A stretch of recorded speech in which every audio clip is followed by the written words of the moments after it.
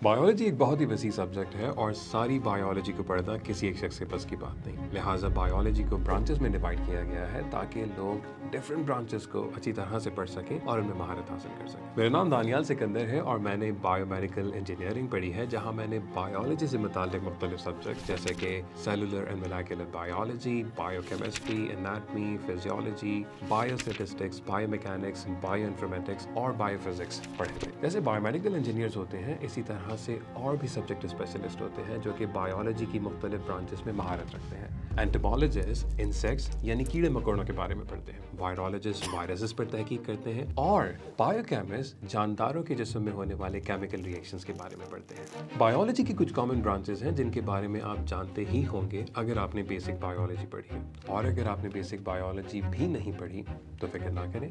आज की इस वीडियो में मैं आपको बायोलॉजी की मुख्तलिफ ब्रांचेस के बारे में बताने जा रहा हूँ। रबर आजकल के इस्तेमाल होने वाले मटेरियल्स में एक नहायत अहम मटेरियल है। रबर ट्री से निकलने वाला एक मिल्की लिक्विड रबर बनाने के प्रोसेस में इस्तेमाल होता है।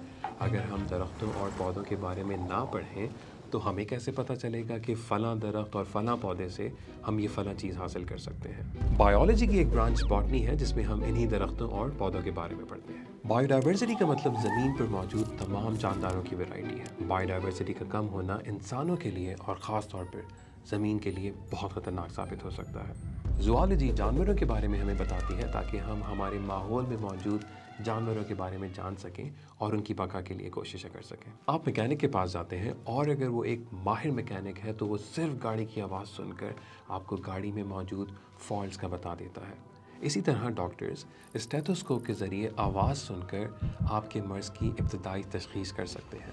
डॉक्टर्स फिजियोलॉजी भी पढ़ते हैं जो कि बायोलॉजी की एक ब्रांच है जिसमें बॉडी में होने वाले तमाम फंक्शंस और मैकेनिज़म्स के बारे में पढ़ा जाता है। अगर हमें ये मालूम होगा कि हेल्दी लिवर यानी जिगर ऐसा दिखता है तो तभी हम एक ख़राब और बीमार लिवर को पहचान सकेंगे। एनाटमी में हम बॉडी पार्ट्स, उनके इंटरनल और एक्सटर्नल स्ट्रक्चर्स और बॉडी में उनकी पोजीशन के बारे में पढ़ते हैं। हमारी बॉडीज़ में हर एक स्ट्रक्चर और उनमें होने वाले फंक्शंस का दारोमदार सेल्स पर है। सेल्स को आप मिनिएचर फैक्ट्रीज कह सकते हैं और इस तरह की खरबों मिनिएचर फैक्ट्रीज यानी सेल्स हैं जो हमारा निज़ाम ज़िंदगी चला रहे हैं।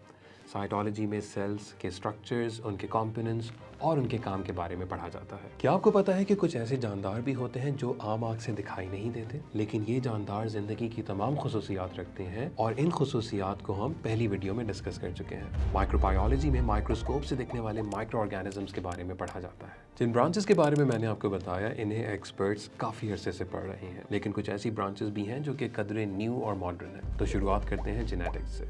बिल्कुल अपने पापा पर गए। ये जुमला और इससे मिलते जुलते जुमले आप सुनते ही रहते होंगे। क्या आपको मालूम है कि बायोलॉजी की एक ब्रांच जेनेटिक्स है जो कि जानदारों को उनके पेरेंट्स से मिलने वाली खुसूसियात के बारे में हमें बताती है।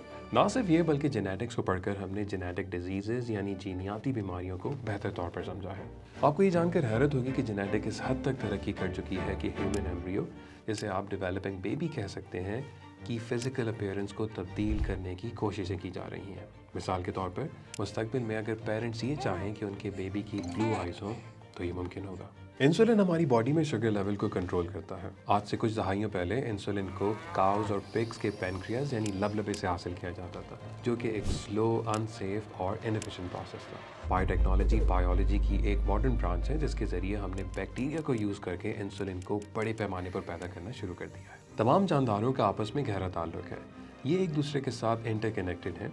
अगर एक जानदार मुकम्मल तौर पर ख़त्म हो जाए या उसकी तादाद बहुत कम हो जाए तो इससे दूसरे जानदारों पर भी फ़र्क पड़ता है।